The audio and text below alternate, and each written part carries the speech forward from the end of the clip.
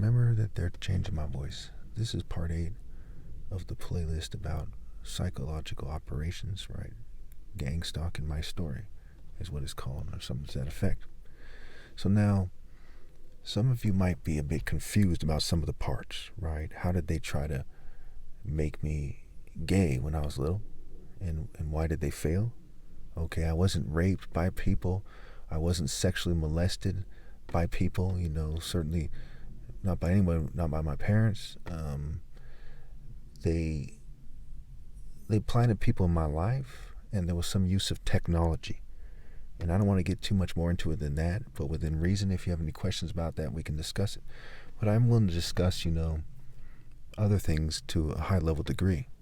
If it gets, quirky into the realm of kind of conspiracy theory instead of facts that we can all agree must be true, then I'm not going to really go there. But feel free to talk about technologies like voice to skull, synthetic telepathy, things that they have patents for, things that they've even used in the commercial sector, direct energy weapons. I mean, feel free to talk about these things, right?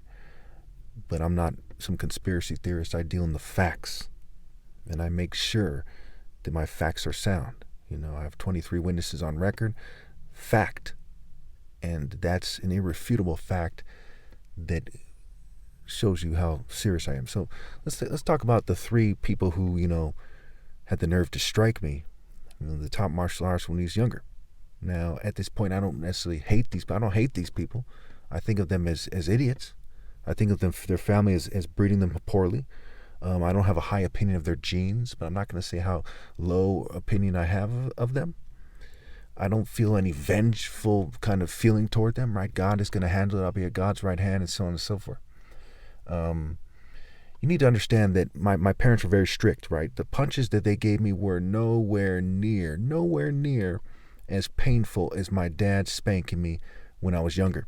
This guy is a big Nigerian guy. They're little kids, okay? He'd spank me, pull my pants down, spank me with his shoe, spank me with his hand, what have you. And I do agree that people should be spanked, including with shoes, not with belts or something, but I agree with shoes and with the bare hand. So if you're going to spank your kid with your bare hand, like my father did, you probably want him to have his pants on, right? So if, my pants were off, he'd do it with the shoe. And I consider it fair play, like I said. And that was the most kind of pain I can remember feeling growing up, was my father spanking me with just sheer bitterness, and sheer a spirit of correction that stung. None of those punches stung. They kind of took me off guard. When Nico kind of hit me with instead of his palm was kind of pointing upwards, but with a closed fist, kind of a quick pow, kind of short punch. That's kind of something that people who don't know how to punch would punch, and kind of took the wind out of me, kind of under my rib cage, around my stomach area.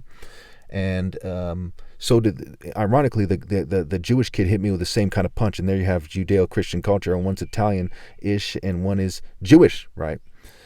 And so they say, give him a heathen, fake Christian punch, fake Jew punch, fake religious grouping punch, right?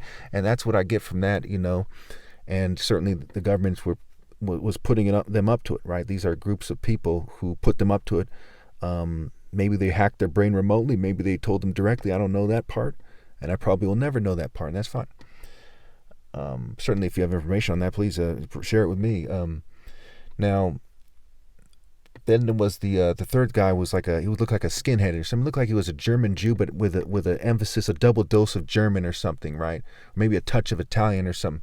And he had kind of like dirty blonde hair that was shortcut. He had very typical sort of kind of military family, right? Elite and military family mixed together kind of way about him, right? So we were in the bathroom, and we had, he must have said something to me, and I was like, what? What I'm saying? I don't care, if you took martial arts or not, okay? I'm not taking any shit from anybody, private school, public school or not. So I'm going right, at the time. So I'm going right to him, and I grab him, right? And he kind of, boom, boom, immediately kind of drops into some kind of self-defense karate, combo sort of counter, and gives me 2 punches and a kick to the stomach. I think he did it twice. So first I'm like, Mom, what the hell was that, right? It didn't hurt that bad, but it hurt a little bit. I'm like, okay, you're about to pay for that. Boom. And then, I grab him and I start getting the upper hand on the second time, and he barely slips free and he escapes, right? And then I say, forget all that punching and kicking, right? Don't do that. We're gonna get in trouble. Let's. I say something to that effect, right? Let's keep wrestling, and let's go down to the ground if we have to, right? And I was so mad.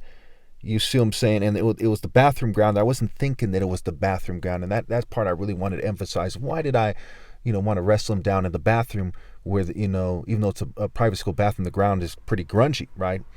Because I was so intent on making sure he knew. Once he conceded that, all three of these guys in their own way kind of conceded, except for Nico, he kind of lightweight conceded. They kind of conceded that I was tougher than they were, right? Nico's a little bit more confused. He's willing to go there with me, but he knew by the sheer amount of time that I'm always the one who initiates the wrestling matches. I'm the one getting people together to wrestle. He was also trying to avoid wrestling with the other kids. Like, no, we don't want to. It hurts. We're not good at it. And they say things like this. And he kind of was like the toughest of them. And, it's only me and Cameron Payne who would do jump kicks, right? And so in his own way, he kind of lightweight conceded that either, I take it to this day, I'd say I take it as he knew that I was tougher than him, okay, just ever so slightly, I think, or he thought of it as breaking even, okay? And so that one kid, the Jewish kid, hid behind the teacher. The teacher, I said, I forgot to mention this earlier. I think I mentioned it in my story playlist on the other, and I've mentioned in videos in the past. The teacher said, long ago, his ancestors beat your ancestors. So he went straight behind the teacher. And she's like, if you think about messing with him anymore, don't. So she kind of protected him because he's this little Jewish kid. And she even brought that up. Yep, that's right. She brought that up. And she said, he's little compared to you. Just because you're the same age, he's little, right? Okay, because she knew, she didn't want me to bust his nose, knock out a tooth. She didn't want me to fuck him up. You know what I'm saying? That's straight up. Okay? So you got to understand that I'm the kind of guy that I don't want to beat you up. Okay? I don't want to hit you with my fist because that's like a very hateful thing to do, as a kid. And, I'm satisfied by the countless matches that I won that I'm not going to have to do that. Now, again, I wasn't like taking the time to get my philosophy down to a science. This was my emotions. This is my feelings. This is my heart. Okay, it was, art and heart, he art, right? And so I'm not a bully. I'm not a sadistic person. They had like a touch of sadism in them. Nico was kind of more like, I'm joking around like a clown, like a circus clown. The other ones were clearly like trained and raised from my perspective at the time.